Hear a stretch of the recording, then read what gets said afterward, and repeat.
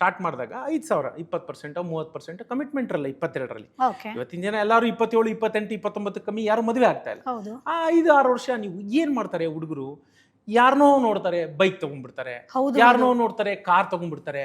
ನೋಡಿ ನಾನು ನಿಮ್ಗೊಂದು ಹೇಳ್ತೀನಿ, ಉಳ್ಸಕ್ಕಾಗಲ್ಲ ಅನ್ನೋರ್ಗೊಂದು ಮಾತು ಹೇಳ್ತೀನಿ. ನಿಮ್ ಬೈಕ್ಗೆ EMI 3,500 ರೂಪಾಯಿ ಬಾಯಿ ಮುಚ್ಕೊಂಡು ಕಟ್ತೀರಾ 5 ವರ್ಷ. ಹೌದು. ಮನೆ EMI ಮಾಡ್ಕೊಂಡ್ಬಿಡ್ತೀರಾ 40,000 ರೂಪಾಯಿ. ಅದನ್ನ ಮಾತ್ರ ತಪ್ಸಲ್ಲ, ಯಾಕೆಂದ್ರೆ ಗೊತ್ತು 2-3 ತಿಂಗಳು ಬಿಟ್ರೆ ಬ್ಯಾಂಕ್ ಅವ್ರು ಬರ್ತಾರೆ, ಆ ಮನೆ ನಿಮ್ದಲ್ಲ ಅಂತ.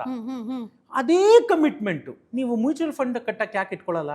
2 ವರ್ಷ ಕಟ್ತಾರೆ, 3 ವರ್ಷ ಕಟ್ತಾರೆ. ಅವ್ರು ಹೇಳ್ತಾರೆ ಸುಮ್ಮನೆ, ಎಲ್ಲಾ ಕಡೆ ಹೋಗಿದ್ ಕಡೆ ಎಲ್ಲ ಕೋಟಿ ಮಾತಾಡ್ತಾರೆ. ಹಿಂಗಂತಾರೆ ಜನ. ಕೆಳಗಡೆ ಕಾಮೆಂಟ್ಗಳು ಹಂಗೆ, ಕೋಟಿ ಮಾಡೋದು ಸುಲಭನಾ?